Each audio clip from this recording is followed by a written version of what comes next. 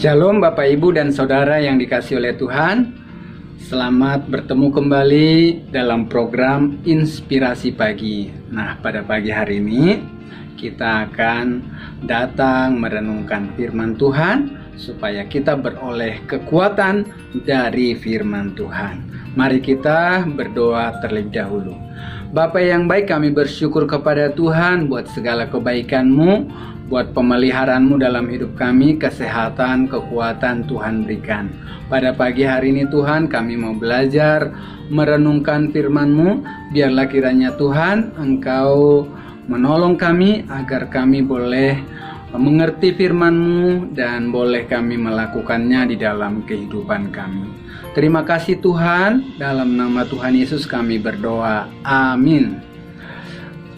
Kita buka Alkitab kita dari Matius pasal 25 ayat 29. Karena setiap orang yang mempunyai, kepadanya akan diberi, sehingga ia berkelimpahan. Tetapi siapa yang tidak mempunyai, apapun juga yang ada padanya akan diambil daripadanya. Kalau kita melihat firman Tuhan ini, mungkin kita bisa protes, ya. Dikatakan di sini karena setiap orang yang mempunyai kepadanya akan diberi. Orang sudah mempunyai, kemudian kepadanya akan diberi lagi. Tidak adil rasanya, ya. Kemudian dikatakan sehingga ia berkelimpahan.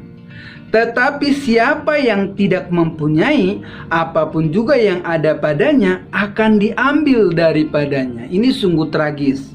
Orang yang mempunyai, kata firman Tuhan, akan diberi lagi kepada dia.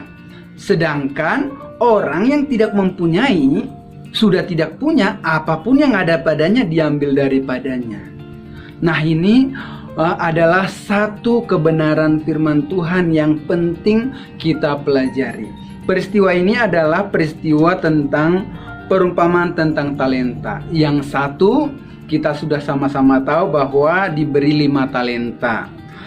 Kemudian yang kedua diberi 2 talenta. Dan yang ketiga diberi 1 talenta. Tetapi menarik, hamba yang memperoleh 5 talenta tersebut segera mengerjakannya. Dan kemudian setelah dia mengerjakannya, dia beroleh laba 5 talenta. Hamba yang kedua yang memperoleh 2 talenta, dia juga segera mengerjakannya dan beroleh laba 2 talenta menjadi 4 talenta. Sedangkan orang yang mendapatkan 1 talenta tersebut, dia menguburnya dan tidak melakukan apa-apa terhadap talenta yang sudah dimilikinya tersebut. Nah, dari bagian firman Tuhan ini, saya sangat diberkati oleh firman Tuhan. Saya sangat diberi inspirasi oleh Tuhan. Ternyata di hadapan Tuhan bukan masalah jumlah hamba, jumlah talenta 1 pada hamba yang ketiga.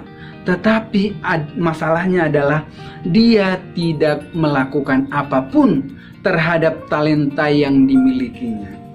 Rupanya saya semakin mengerti dari bagian firman Tuhan ini tentang cara pandang Tuhan. Tuhan itu memandang kita adalah dari apa yang kita lakukan. Contohnya ketika hamba yang punya 1 talenta ini tidak melakukannya, maka di hadapan Tuhan dia sama dengan orang yang tidak mempunyai apapun. Jadi apa yang ada padanya diambil daripadanya, karena tidak ada gunanya dia diberi talenta. Nah, kemudian hamba yang punya 2 talenta, dia adalah golongan orang yang mempunyai. Karena apa? Dia mengerjakannya. Demikian juga yang punya 5 talenta. Dia adalah golongan orang yang mempunyai karena dia segera mengerjakannya. Bapak, Ibu, dan Saudara yang dikasihi oleh Tuhan, dalam kehidupan gereja Tuhan atau para jemaat Tuhan, semua orang tanpa terkecuali diberi Tuhan kepercayaan. Ada yang memiliki talenta 1, ada yang memiliki talenta 2, ada yang memiliki talenta 5. Nah, saya termasuk golongan orang yang memiliki talenta satu. Nah, orang yang memiliki talenta satu tidak usah minder, karena rupanya di hadapan Tuhan bukan masalah jumlahnya.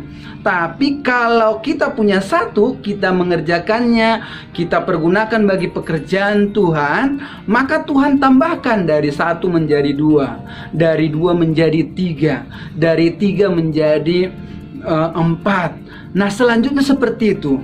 Yang penting adalah kita mau menggunakan talenta kita itu bagi pekerjaan Tuhan. Bukan jumlahnya harus banyak. Saya termasuk orang yang kurang beruntung, saya punya talentanya hanya satu. Tidak seperti itu. Tuhan mau satu, tapi kita punya rasa optimis bahwa satu talenta pun bisa berguna bagi pekerjaan Tuhan. Dan itu akan dianggap oleh Tuhan kita sebagai orang yang mempunyai, daripada ada orang yang punya 5 talenta. Bisa bermain musik, bisa berkhotbah, bisa mengajar, tapi cicing wae hanya di rumah saja, tidak mau melakukannya bagi pekerjaan Tuhan. Nah, di hadapan Tuhan yang punya 5 talenta seperti ini akan diambil daripadanya, kemudian akan dikasih ke saya yang punya 1 talenta, akan dikasih ke Bapak Ibu yang punya 1 talenta tapi mau mengerjakannya. Jadi bukan masalah jumlahnya, tapi masalah apakah kita mau mempergunakan talenta yang kita punya bagi pekerjaan Tuhan atau tidak. Nah, ini menjadi perenungan bagi kita. Bapak Ibu, coba kita pikirkan masing-masing berapa talenta yang Bapak Ibu dan saudara punya.